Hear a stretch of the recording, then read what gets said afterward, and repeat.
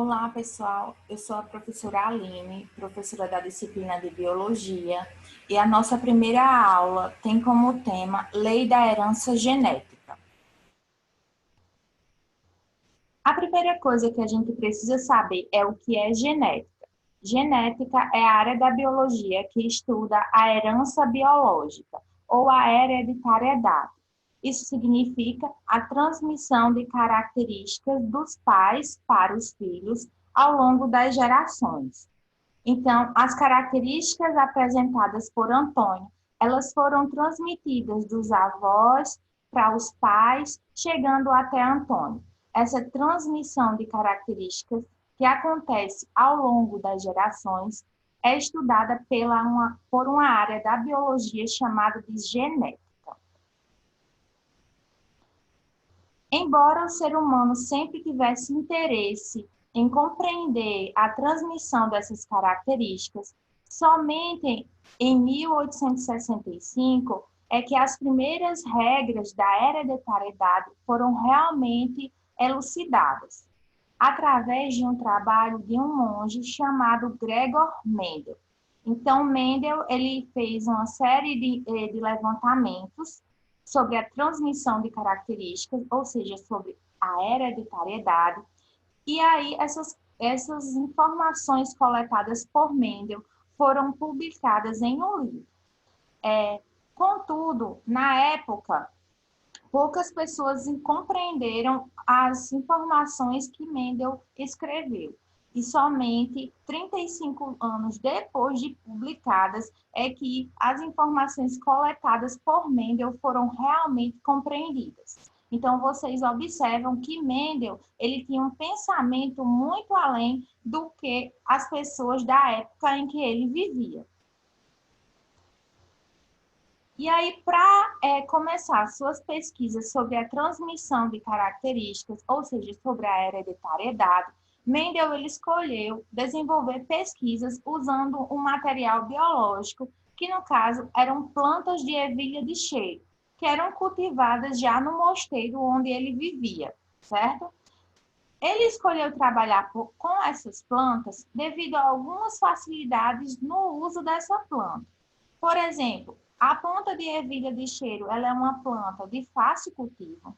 É uma planta que tem também um ciclo de vida curto. Então, rapidamente ele conseguia plantar, essa plantinha se desenvolveria, se tornando então uma planta adulta, capaz de se reproduzir, e então ele observar as características que estavam sendo transmitidas por essa planta, certo? Além disso, as plantas de ervilha, elas apresentavam características que eram diferentes e fáceis de serem identificadas. Como assim? Existiam plantas cuja característica cor da flor variava. Plantas apresentavam a cor da flor púrpura e outras plantas de ervilha apresentavam a cor da flor branca. Já por outro lado, existiam plantas de ervilha cuja semente apresentava a cor amarela e em outras plantas ele notava que a semente apresentava a cor verde. Além disso, ele notou que algumas plantas de ervilha apresentavam a textura da semente lisa, enquanto outras a textura da semente rugosa. Existiam também plantas com alta estatura e plantas com baixa estatura.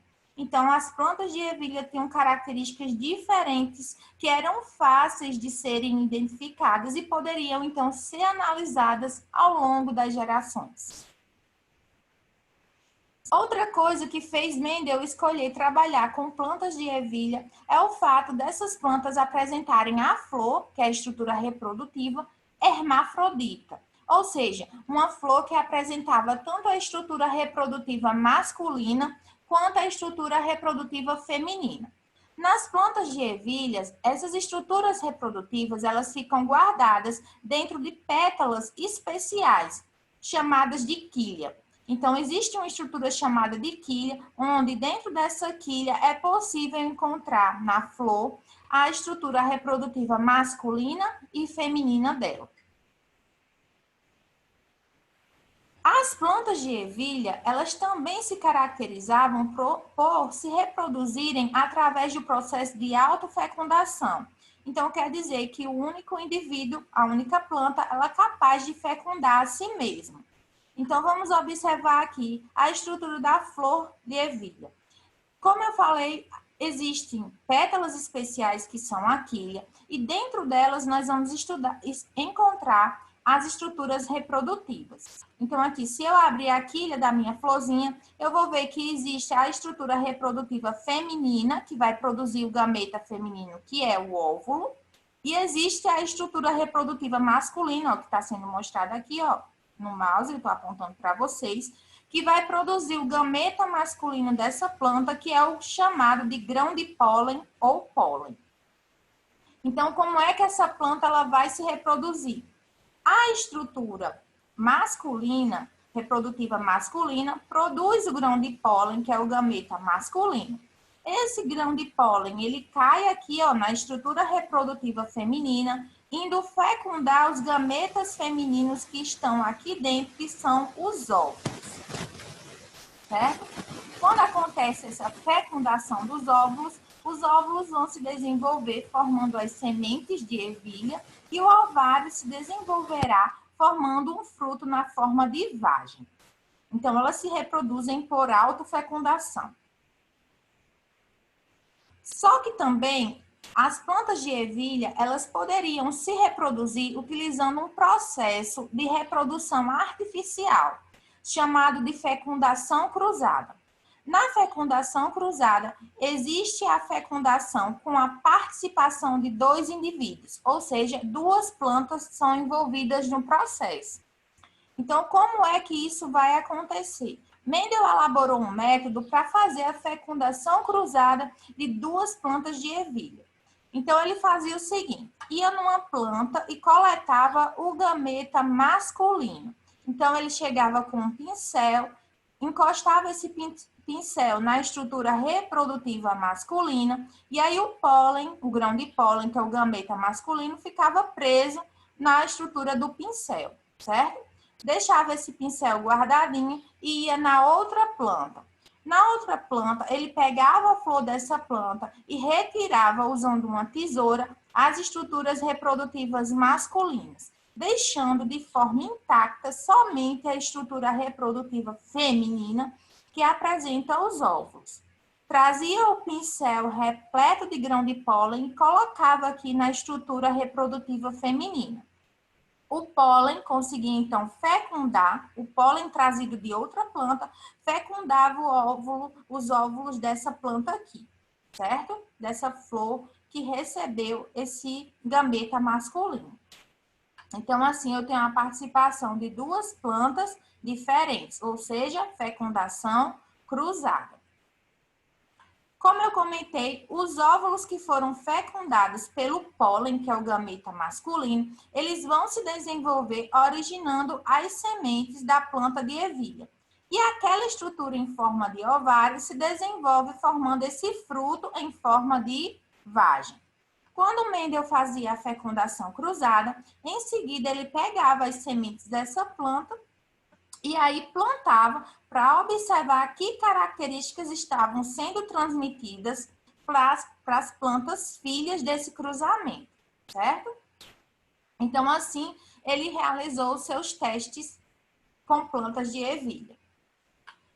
Mas, antes de realizar o cruzamento oficial com as plantas de ervilha, Mendel buscava trabalhar sempre com as plantas consideradas como de linhagem pura. Então, o que é uma linhagem pura para Mendel? Era considerada uma planta de linhagem pura para determinada característica aquela planta que repete essa característica ao longo das gerações de plantas filhas que se reproduzem por autofecundação. Então, vamos observar o esquema para visualizar como isso acontece. Então, aqui eu tenho a minha planta, eu vou avaliar a cor da semente, que no caso é uma planta com semente amarela. Essa planta, eu permito que ela desenvolva o processo natural de autofecundação dela. Significa que ela ela é um único indivíduo, ela fecunda a si mesma, certo? Então, o que vai acontecer? Em seguida, eu vou observar o que aparece, como essa característica aparece nas plantas filhas. E aí eu noto que nelas, 100% das plantas filhas que são formadas mantêm a cor da semente amarela. Deixo novamente essas plantas filhas realizarem outro processo de autofecundação. Observo novamente o segundo lote de plantas filhas dessa autofecundação, que mantém, então, a semente amarela. Então, se a minha planta, que eu usei lá no início, ela só gera sementes de coloração amarela, então ela é uma planta pura para a característica cor da semente amarela. Repetindo, é considerada uma linhagem pura aquela em que a característica se repete ao longo das gerações, certo? E assim ele foi trabalhando com plantas puras para as características que ele estava avaliando. Então, ele sempre selecionou as plantas puras que ele considerava para a cor da flor, branca ou púrpura, plantas puras para a altura, tanto alta quanto baixa, plantas puras para a cor da semente, que podia ser, pegava planta pura para semente lisa, plantas puras para semente rugosa, e assim sucessivamente, selecionando as plantas puras para as características que ele estava observando. Depois que Mendel selecionou as plantas puras para as características que ele estava observando, ele foi então começar a realizar os seus experimentos. Então, vamos observar aqui a seguinte situação. Mendel pegou uma planta pura para a cor da semente verde e outra planta pura para a cor da semente amarela. Essa primeira geração de plantas que vão originar os descendentes, eu vou chamar de geração parental. Seria uma espécie de geração de pais, certo? Deixa elas realizarem a fecundação cruzada. Então, Mendel ia lá na florzinha, coletava o pólen de uma planta, o gameta masculino, ia na florzinha da outra planta e deixava o pólen fecundar o gameta feminino. Fecundação cruzada. Observava, então, o que aparecia nos filhos. Essa primeira geração aqui, esses primeiros descendentes do cruzamento, são chamados de primeira geração de filhos. Então, ele notou que 100% das plantas desse cruzamento apresentavam a cor da semente amarela. Em seguida, ele permitia que essas plantinhas realizassem a autofecundação. Isso significa que o único indivíduo fecundava a si mesmo. Então, essas plantinhas realizavam a autofecundação e aí a outra descendência, a segunda descendência de filhos originadas desse segundo cruzamento, foi chamada de segunda geração de filhos. Na segunda geração de filhos, Mendel notou que 75% das plantas descendentes tinham a cor da semente amarela, enquanto apenas 25% das plantas filhas descendentes tinham a cor da semente verde. Ou também ele dizia que 3 plantas apresentavam cor da semente amarela para uma planta com cor da semente verde. Proporção 3 por 1. Certo. Ele notou esses resultados para a cor da semente. E aí, então, ele pegou e foi analisar outra característica. Dessa vez, a textura da semente. Como eu comentei lá atrás, as plantas de ervilha podiam apresentar a textura da semente lisa ou a textura da semente rugosa. Então, vamos observar o que foi feito. Seguindo o mesmo esquema, o que foi que aconteceu? Ele selecionou uma planta pura para textura da semente lisa e pegou outra planta pura para a textura da semente rugosa. Realizou a fecundação cruzada entre essas duas plantas. E aí, ele notou que 100% das plantas filhas da primeira geração de filhos tinham a característica textura da semente lisa, certo? Em seguida, ele pegou essas plantas filhas aqui e deixou que essas plantas se autofecundassem.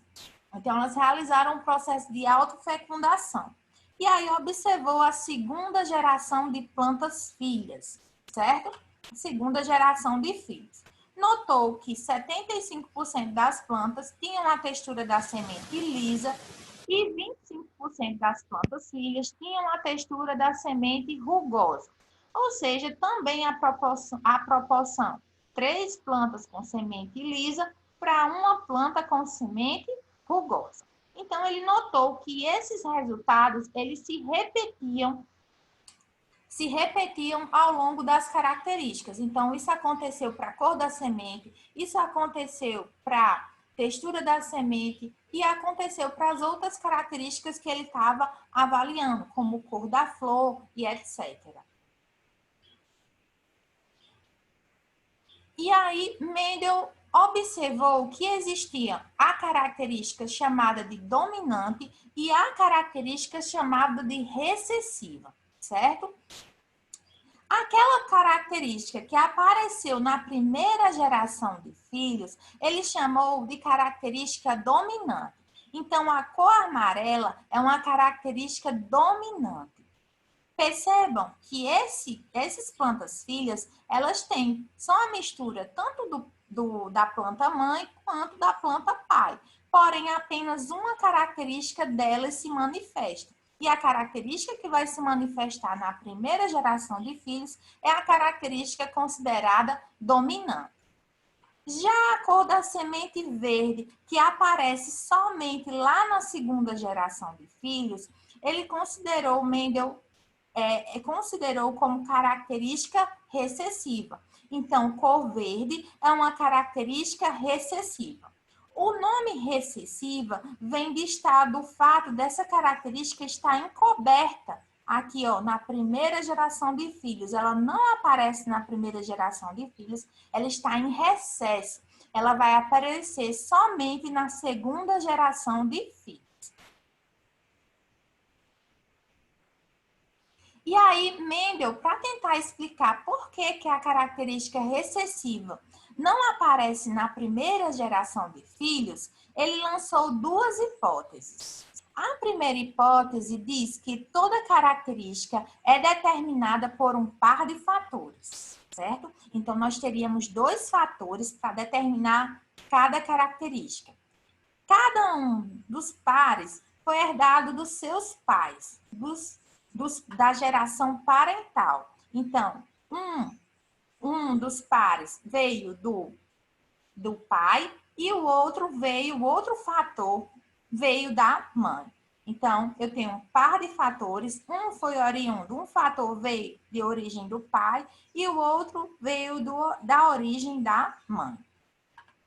A segunda hipótese é que esses fatores, ou seja, esse par de fatores, eles vão se separar na formação dos gametas. Então, nós temos 2 fatores, só que sempre que um indivíduo vai formar os seus gametas para se reproduzir, esses fatores vão se separar, isto é, se segregar. Essas hipóteses, elas foram conhecidas como a primeira lei de Mendel ou lei da segregação dos fatores.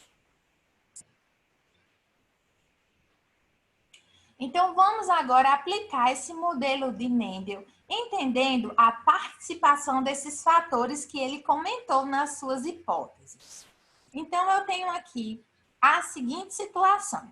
Agora, eu estou analisando a característica estatura da planta. Então, nós vimos que existiam plantas que podiam ser altas e plantas que podiam ser baixas. Mendel pegou as linhagens puras de plantas altas. Em uma linhagem, uma planta pura, baixa, certo?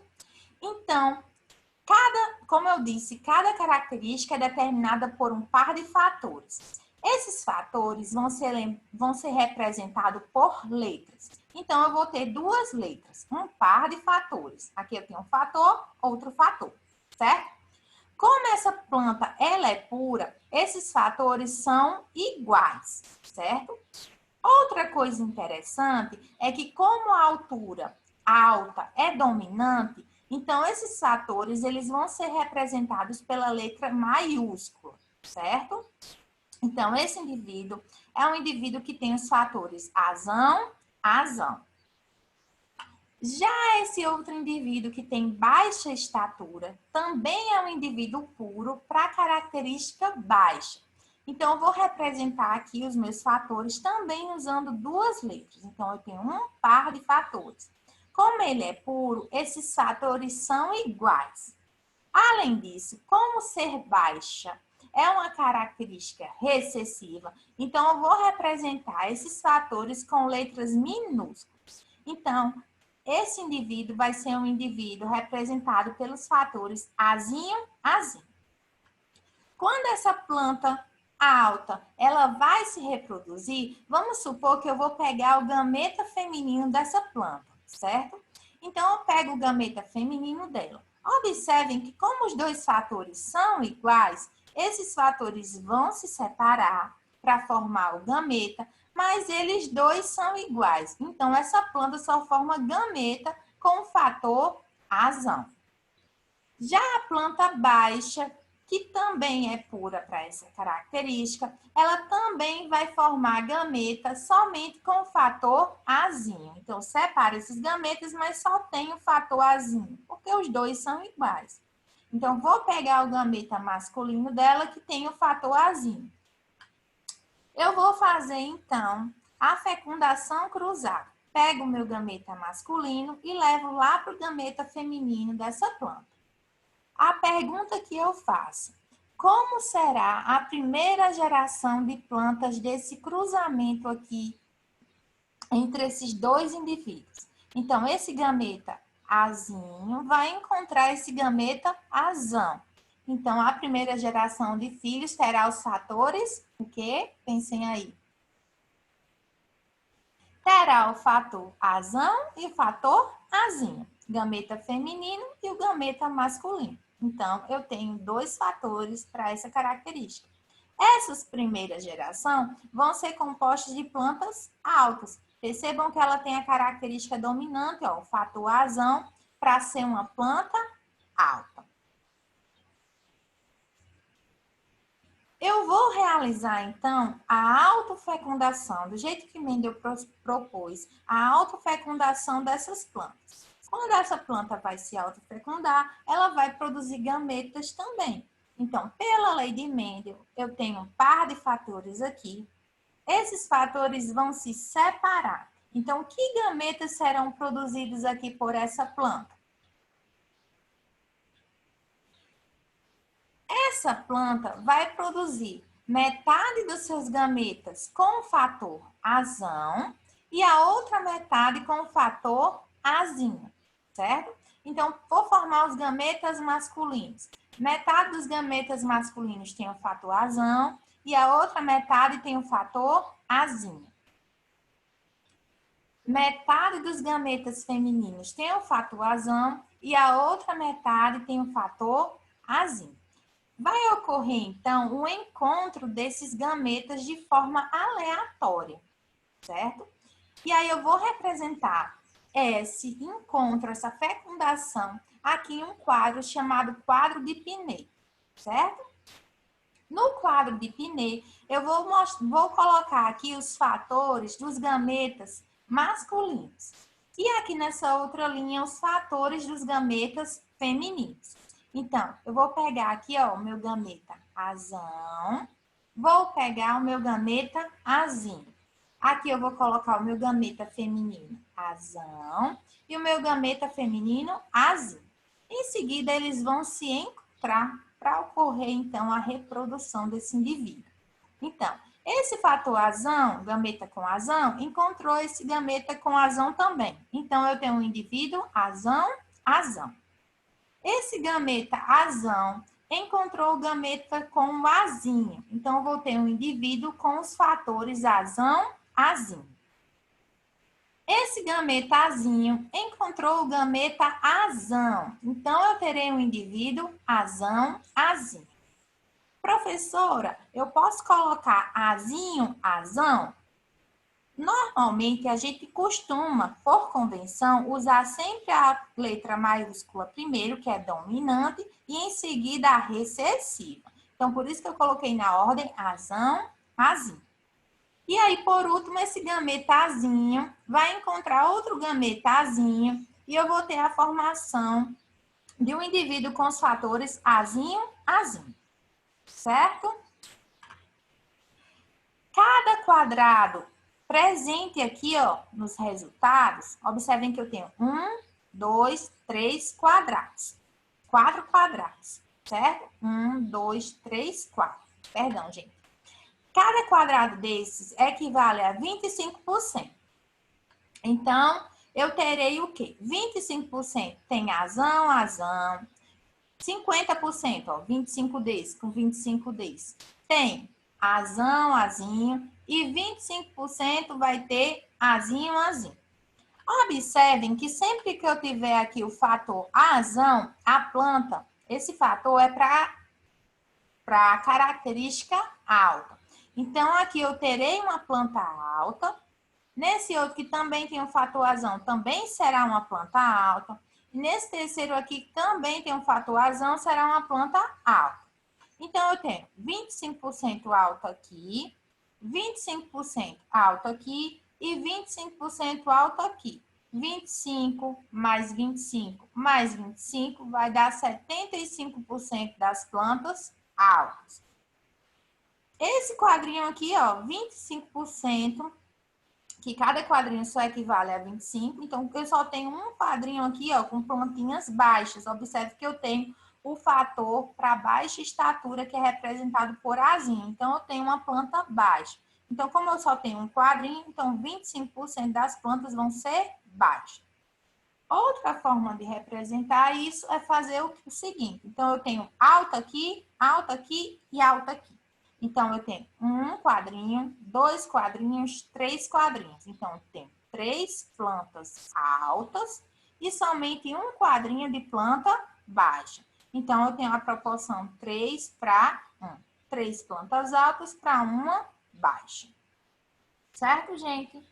Então, Mendel realizou seus cruzamentos, observou que as características eram transmitidas dessa forma. A primeira geração de filhos tinha sempre a característica dominante, manifestava a característica dominante, e a segunda geração de filhos apresentava 75% dos indivíduos com a característica dominante e 25% dos indivíduos com a característica recessiva.